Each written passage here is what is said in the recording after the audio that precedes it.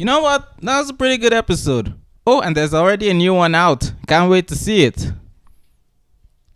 God damn it. The thing that upsets me the most about Reunion is that it's not even a bad episode. So much of it was really good, at least in my opinion. The comedy, hilarious. The situations, well, if I ignore the convenience of literally no one else ever finding the letters to the future, interesting. The defeat of the Pharaoh, clever.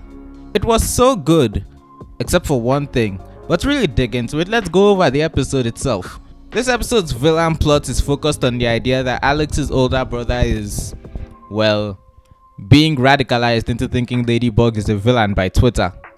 There really is no other way to describe it. In his worry about his sister, he let social media convince him that Ladybug is a villain that manipulated his sister and is stopping Monarch from achieving world peace.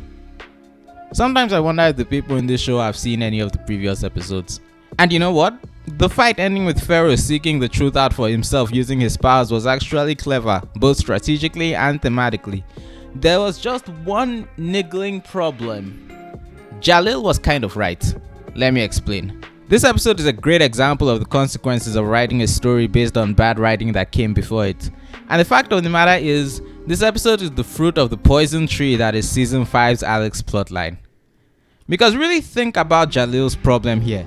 Ladybug, a superhero, gave his sister, a 15-year-old girl that as far as he knows she has no way of knowing, a watch that allows for time travel, then sent her on a mission to never come back until whenever she manages to defeat Monarch, because if she does come back, Monarch will hunt her down in her own timeline. Yeah, when I put it like that, I hope you start to see the problem. Jalil isn't being unreasonable in thinking his father is being weird in how comfortable he is that his daughter is literally skipping her life to go mess with the fabric of time to avoid being hunted down by a supervillain because the superhero seemingly arbitrarily chose her. It's a perfectly reasonable reason to doubt a superhero that the episode does everything it can to gloss over by saying it's because Twitter convinced him Monarch wants world peace. I watched season 4. I made a video analyzing Chat Noir's character arc, link in the card. I saw Kuroneko. I know what it looks like when this show is deflecting from the actual thing that should be making someone upset for an easily resolved conflict, so it doesn't have to acknowledge that its characters have done something stupid. And honestly, I kind of don't buy that Marinette can't keep the rabbit Miraculous. Once Monarch has de-transformed from the dog Miraculous, Fetch won't walk on it anymore. Why can't she just take it back? If it's because she doesn't think they'll be safe with her, what does she plan to do with any of the other Miraculouses if she gets them back but Monarch isn't defeated? Then again, the show is so dedicated to avoiding Ladybug getting any Miraculous back that the 2 times she had Monarch lying on the ground in front of her incapacitated, she didn't really try to take any of them off him. Is Alex just supposed to stay away until whenever Monarch is defeated, no matter how long it takes? Because it really looks like that lasts well into adulthood, especially considering that there's a new Hawkmoth in the future. Or are we just supposed to accept that having fun time traveling is a suitable placeholder for growing up never being able to visit your family again for several years? Honestly, I can't get behind the idea that Marinette thought this was a good idea. And I know she's motivated by the existence of future Alex, but the fact that she gives Alex the Miraculous in the future doesn't absolve her from trying to justify her decisions in the current day. And my question is, why choose Alex? But you know the really dumb thing about this? It's Alim, that's Alex's dad by the way, all but getting on the Eiffel Tower with a blowhorn and announcing, "Hey Paris, my daughter was given the Miraculous of time travel and is currently hiding from Monarch in the past. Or future, I don't know, I have no way of keeping track of her location."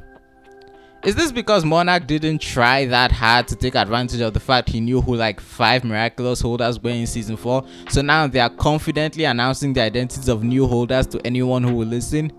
He couldn't just lie? Every contrivance this show has had in the past, and I'm supposed to believe my daughter is visiting relatives in the countryside where there's no service, would be too much. Have you forgotten how flimsy Lila's lies are? But instead, he decides to just publicly tell everyone about Ladybug's decision to give a 15-year-old the Miraculous of time travel and send her off with no supervision. But apparently, the people who question this are just, I don't know, haters on Twitter. You can see why I'm not particularly critical of Jalil thinking his father is being foolish when he goes, "Well, my 15-year-old daughter agreed to it, so I don't see why you're so upset." Frankly, they had to invent the social media critique. Otherwise, everyone involved looks stupid. If Jalil wasn't accusing Ladybug of secretly being a villain like a moron and instead focused more on the fact that his sister is doing God knows what, God knows when, to protect a Miraculous that Ladybug, for some reason, has decided to give specifically her, his father has completely checked out of thinking about it and even endangered them by telling literally everyone about it, then people might realize this plotline is weaker than Marinette's knees when Chat Noir gets close to her this season. I will admit though, I am thinking about this from the perspective of an older brother and I would not be happy if either of my sisters were in this situation. And you know the really crazy thing? There's a whole temple full of people who have dedicated their lives to protecting the Miraculous and who are specifically trained to do so. I'm sure one of them could do the job, but that gets in the way of Marinette's compulsion to give all her classmates and only people her age the Miraculous. Plus, then she'd have to listen to one of the guardians, and season 4 and the existence of Suhan has basically been a continual lesson to not listen to them and just do her own thing. But you know what? Besides that one small thing, honestly this episode was actually pretty good. But what do you think?